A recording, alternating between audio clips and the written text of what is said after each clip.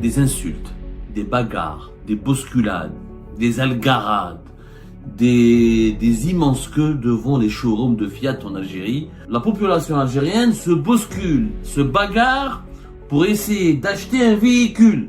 On se bagarre, on s'insulte pour acheter une voiture. Les images parlent d'elles-mêmes.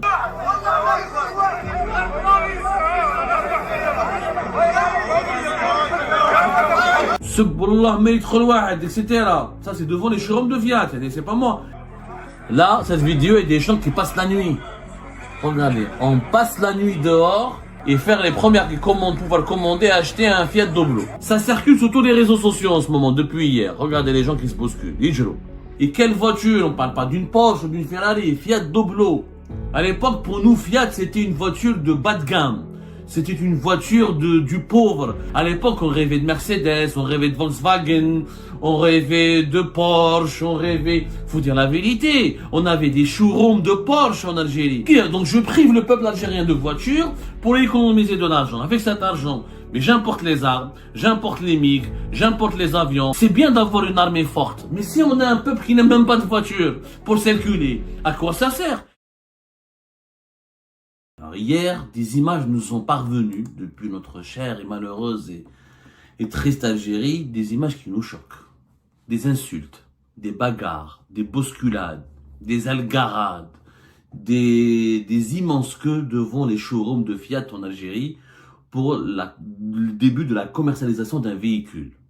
Le Fiat Doblo en Algérie. Le Fiat Doblo qui a été donc, qu'on a commencé à commercialiser à un prix jugé attractif, 330, 40, 35 millions, alors qu'auparavant, ce véhicule qui n'était pas disponible ou qui était rarement disponible était vendu dans les marchés algériens à presque 600 millions et quelques, selon nos sources. Il sera vendu donc d'après Fiat à un prix attractif. Attractif, 350 millions de centimes, c'est attractif. Des bousculades, vous imaginez bien, nous sommes en 2025, nous sommes en février 2025. Un pays riche comme l'Algérie, un pays stratégique comme l'Algérie, un pays riche, on parle de ses atouts, il n'est pas riche, il est pauvre, mais normalement avec ses atouts, le plus vaste territoire géographique, du gaz, du pétrole, du gaz de schiste, du fer, du phosphate, du cuivre, de l'or, tout ce que nous avons au niveau de notre sous-sol, notre capital humain, le soleil, le vent, les paysages, le désert, les montagnes, la Méditerranée, et la population algérienne se bouscule, se bagarre pour essayer d'acheter un véhicule qui vient à peine de sortir de l'usine Tafraoui de Fiat à Oran et qui enfin, il commence à, normalement il devrait être disponible. Et comme il n'y a pas de voiture en Algérie, comme la voiture est un objet de luxe, vous imaginez dans un pays de pétrole et de gaz, de fer, de phosphate, le plus vaste pays géographiquement au monde, ou sur le continent africain, dans le monde arabe et dans le bassin méditerranéen, et parmi les 10 plus grands pays géographiquement les plus grands au monde, et il n'y a pas de voiture, on se bouscule pour une voiture, on se bagarre, on s'insulte pour acheter une voiture. Les images parlent d'elles-mêmes. Je préfère que vous commencez à voir les images. Elles sont choquantes, elles sont bouleversantes. Regardez les images. Je vous montre quelques images.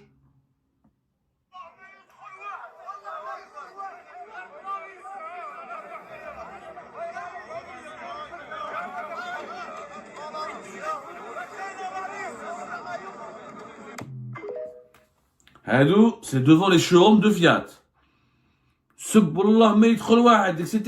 Ça, c'est devant les showrooms de Fiat. C'est pas moi. Ça, c'est des images qui circulent partout sur les réseaux sociaux et qui montrent comment les gens sont très nombreux et se sont bousculés devant les showrooms Fiat en Algérie.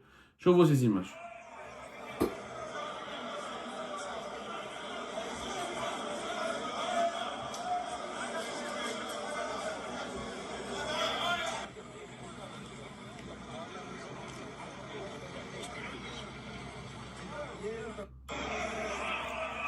Je vous montre d'autres images. Franchement, là, cette vidéo est des gens qui passent la nuit.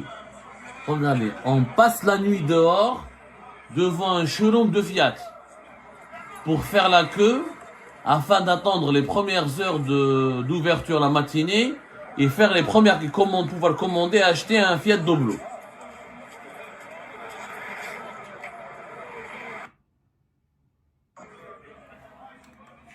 Je ne sais pas, je vous montre d'autres images, ne me dites pas que je mens, parce que ça circule sur tous les réseaux sociaux en ce moment, depuis hier. Regardez les gens qui se bousculent.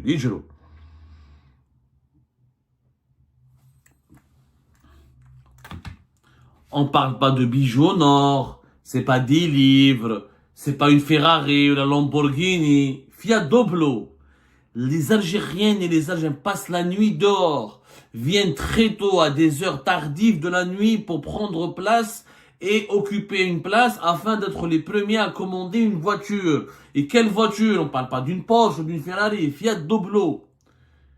Nous sommes en février 2025. Regardez l'humiliation que nous infligeons à nos compatriotes. Comment l'Algérienne et l'Algérien est rabaissé, méprisé. Est-ce que ce sont des images dignes d'un pays comme l'Algérie? Dans un pays où il y a du gaz et du pétrole, du cuivre et du fer et du phosphate, et autant de déserts et des plaines et de la Méditerranée, et des côtes et des montagnes et des falaises. C'est une honte absolue. Une honte absolue. Quand je me rappelle qu'en 2016, 2015, 2014, 2013, les Algériennes et les Algériens narguaient Fiat Doblo. On rêvait même pas de conduire Fiat. À l'époque, pour nous, Fiat, c'était une voiture de bas de gamme. C'était une voiture du pauvre. Ce n'était même pas un rêve pour un Algérien. À l'époque, on rêvait de Mercedes, on rêvait de Volkswagen, on rêvait de Porsche, on rêvait... Faut dire la vérité. On avait des showrooms de Porsche en Algérie. On avait des showrooms de Brabus. On avait des Mercedes, on avait des showrooms de Mercedes. On allait au fameux salon international des véhicules à Alger. Rappelez-vous les salons internationaux des voitures à Alger. Comment il était magnifique. Comment il faisait rêver les Algériennes et les Algériens. On partait à Alger, pain maritime, la foire, le salon international de la voiture, etc. Il y avait les belles voitures, il y avait les modèles futuristes, etc. Toutes les marques internationales étaient présentes, étaient disponibles. Là, on se bouscule, on s'insulte, on se bagarre, on passe la nuit dehors pour un véhicule Fiat, pour un Doblo. Vous vous rendez compte de la gravité où il a le bled ou une Tout ça à cause de quoi? À cause d'une politique de gestion du secteur automobile qui n'a aucun sens et qui est une politique inédite dans le monde entier. Qu'un pays où il n'y a pas de voiture, c'est pas un pays. Un pays où tu peux pas te transporter, te déplacer librement, te circuler librement et facilement, c'est pas un pays où tu peux vivre. Le fondement d'un pays, c'est l'existence même parmi les piliers d'existence d'un pays, avec la sécurité, avec la santé, avec l'éducation, c'est la liberté de circulation. Or, sans moyen de locomotion, sans voiture, sans transport en commun, dans les pays pauvres, dans les pays qui sont pas riches, où il n'y a pas de TGV, de métro partout, de tramway partout, il faut la voiture. Et voilà, si la voiture est un objet dans les pays les plus calmes, les plus tranquilles, les plus sereins, les pays en voie de développement, les pays développés, la voiture n'est pas un objet de luxe. La voiture est un objet lambda. Jamais l'Algérie, même les années 90, la décennie noire, et la voiture n'était pas un objet de luxe. On pouvait acheter une voiture, on pouvait posséder une voiture. Aujourd'hui, ce n'est plus le cas. La voiture est en pénurie. On a fait les voitures de moins de 3 ans. Depuis 2022 et depuis octobre 2024, on ne peut pas avoir la carte grise. La carte grise des voitures de moins de 3 ans, elle est bloquée. On n'en parle plus depuis pratiquement, on en a tellement parlé. Les voitures de moins de 3 ans, elles ne sont plus disponibles. Enfin, on peut les importer, mais on ne peut pas les commercialiser puisqu'il n'y a pas de carte grise. La délivrance des cartes grises, les voitures de moins de 3 ans, c'est depuis février 2023, je crois. Depuis 2023 ou là, depuis 2022. Depuis 2023, on est autorisé à leur importation. Depuis 2023, voilà. Et depuis octobre 2024, on ne peut pas avoir une carte grise pour le véhicule de moins de 3 ans. Les importations de véhicules neufs, les voitures neuves et les véhicules neufs sont interdites, bloquées. Le pays dépend d'une seule usine, qui est la Fiat à Tafraoui. Je donne les chiffres de Stellantis, qui est le groupe mondial auquel Fiat est rattaché. L'usine Fiat à fin décembre 2024 de Oran à Tafraoui, elle a fabriqué combien? 18 000 véhicules. 18 000 véhicules. C'est tout. Dans un pays où il n'y a plus de voitures depuis 2019. Avec un taux d'intégration de à peine 10%. 18 000 véhicules alors que le marché algérien a besoin de plus de 1 million de voitures. C'est-à-dire, c'est même pas 0,1%, 0,2%. C'est-à-dire que cette usine ne peut satisfaire 10% c'est 100 000 véhicules, 1% c'est 10 000, 2%. 2% plutôt. Cette usine Fiat ne peut satisfaire que 2% des besoins nationaux. Parce que sa capacité de production, fin décembre 2024, était de 18 000 véhicules. On nous fait croire que cette usine Fiat va pouvoir produire 60 000 véhicules en 2025. C'est très peu. Et 90 000 véhicules en 2026. Nous n'avons qu'une seule usine. Alors qu'auparavant, avant 2019, je rappelle qu'il y avait des usines de Fiat, de Kia, de Sovac Volkswagen, de Renault, et ces usines-là, elles avaient des taux d'intégration au-delà de 10%. Fiat, sa stratégie, il a expliqué le groupe Stellantis à fin décembre 2024, fin novembre 2024, il a dit voilà ce que nous allons faire pour augmenter notre taux d'intégration au-delà de 40%. Qu'est-ce qu'il va faire? Une usine pour le ferrage et la peinture. C'est-à-dire, fabriquer la peinture nécessaire pour les véhicules, faire la peinture sur place, et le ferrage, c'est-à-dire la ferraille, c'est-à-dire la squelette, c'est-à-dire la squelette de la voiture, le corps de la voiture. Mais ça, Tahkout voulait le faire depuis 2016-2017. Alors pourquoi vous fermez à Tahkout, et à l'Arbaoui, à l'Ulmi, et à Renault, à Oran, alors ces usines-là allaient exactement faire la même chose pour avoir un taux d'intégration de 30 à 40%, et Fiat va exactement faire ce que ces hommes d'affaires algériens voulaient faire avant 2019. Et si on avait laissé ces usines continuer à travailler, on aurait eu déjà des véhicules Hyundai, Kia, Renault, Volkswagen à des taux d'intégration de 30 à 40%. On a fermé le pays à l'activité de montage des véhicules, parce que soi-disant c'est de la corruption, c'est des salopards, etc. Alors que Fiat fait exactement ce que Renault déjà en 2019, et en 2020, quand on a fermé leur usine, elles étaient des Renault Algérie de 2016 à 2020, elle avait déjà dépassé le taux d'intégration de 25%. Alors, si on avait laissé Renault développer ses activités, aujourd'hui, on aurait des véhicules Renault à 50% de taux d'intégration. On a fermé Renault, on n'a pas laissé Peugeot, on a mis en prison les Tahkout, les Ulmi, les Arbaoui de Kia, Hyundai, Volkswagen, et on a fermé leur usine. Et à la fin, on a quoi aujourd'hui? On n'a qu'une seule usine qui à fin décembre 2024, je n'ai pas les chiffres de fin février 2025, mais je ne crois pas qu'elle peut faire plus de 20 000 véhicules. Elle va pas fabriquer des milliers de véhicules. Je ne crois pas qu'elle a... Ya Rabbi, c'est des centaines de véhicules par mois. Et ça crée quoi? Ça crée des pénuries de voitures et ça crée des tensions que vous avez vues, les images que vous avez vues, puisqu'il n'y a pas de voitures, l'importation des véhicules n'est pas possible, il n'y a pas d'autres usines de fabrication de voitures. Qu'est-ce qui reste? Il nous reste que Fiat. Fiat, elle fabrique quelques centaines de véhicules par mois, puisqu'à fin décembre 2024, elle a fabriqué 18 000 véhicules. Partagez ça par 12 mois et vous avez, voilà, réellement, on peut à peine 1000 véhicules, 1000, 2000 véhicules. Donc, les meilleurs pronostics, on va dire qu'au mois de février 2025, Fiat, elle va fabriquer 2000 véhicules. Pour le mois de février. C'est une honte absolue. C'est une honte absolue, on a créé une pénurie des voitures. Cette pénurie n'est pas normale. On a réduit le peuple algérien à un peuple de mendiants, un peuple qui fait de la queue, qui se bouscule pour pouvoir acheter un véhicule parce qu'il n'y a pas de voiture. Et le fait qu'il n'y ait pas de voiture, c'est pas normal. On nous a fait croire en 2023 que l'État a accordé des autorisations pour importer 180 000 véhicules. Où sont ces 180 000 véhicules qui devaient être importés en 2023? Ils ont fait leurs calculs. Pour ne pas dépasser la facture de 2,6 milliards de dollars, on va autoriser l'importation d'uniquement 180 000 véhicules. Ils sont où ces véhicules? On les a jamais vus.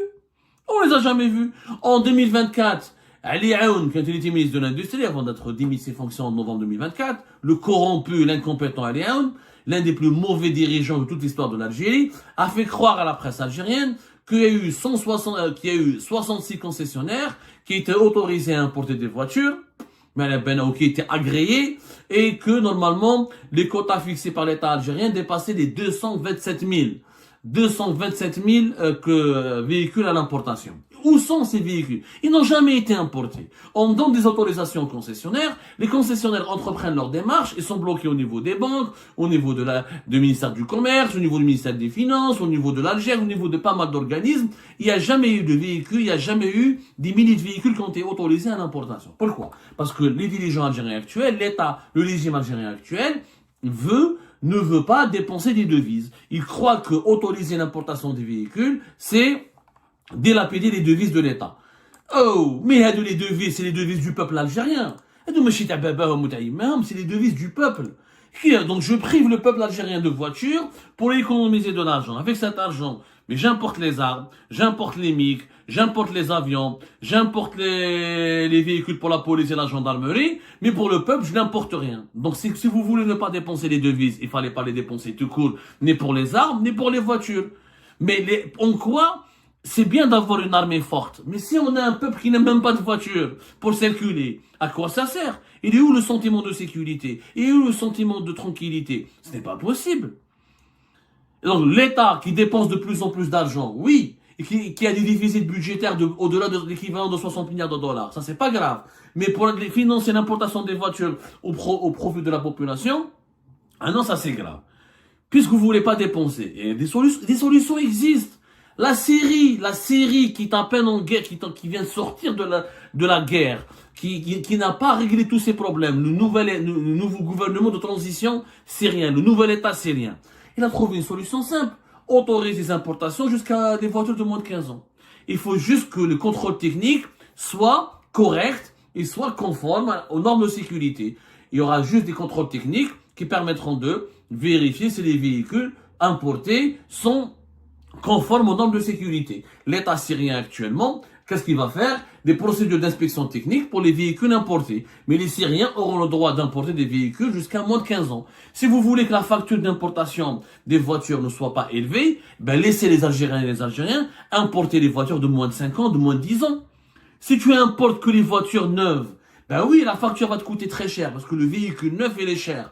Tu veux pas dépenser de l'argent, tu dis à ta population, débrouillez-vous, achetez les véhicules de moins de 5 ans, de moins de 10 ans. Juste, il faut les faire subir les contrôles techniques, et au niveau des contrôles techniques, il faut que le véhicule soit conforme aux normes de sécurité. C'est-à-dire qu'il n'est pas accidenté, qu'il n'est pas défectueux, qu'il n'est pas défaillant, et qui mettra pas en péril la sécurité de l'automobiliste et de sa famille. Il y a des véhicules de moins de 10 ans qui sont conformes aux normes de sécurité. Ça existe, même en Europe. Même dans les pays développés, tu trouves un véhicule de moins de 10 ans, de moins de 5 ans, qui est totalement conforme aux normes de sécurité. Donc les contrôles qui m'a la Syrie, c'est simple, c'est le contrôle technique, c'est le contrôle technique, c'est les inspections techniques sont favorables, qu'on confirme la sécurité, le bon état du véhicule et les conformes aux normes de sécurité, c'est bon. Donc pourquoi interdire à l'Algérien d'avoir un véhicule de moins de 5 ans et de moins de 10 ans? Et c'est dit, mais dès 10 ans, entre 10 ans et 5 ans. Entre 10 ans et 5 ans, à l'étranger, tu peux acheter des véhicules qui sont pas chers. Et tu peux circuler avec, à l'étranger, en Algérie. Vous allez me dire, oui, mais l'Algérie va devenir la poubelle des vieux véhicules.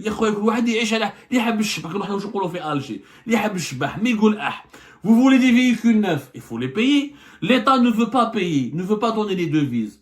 Vous avez fait l'autorisation des moins de 3 ans, en 2023. On a commencé à importer des voitures de moins de 3 ans. Dès que la facture elle a dépassé les 400 millions de dollars, l'État algérien a paniqué.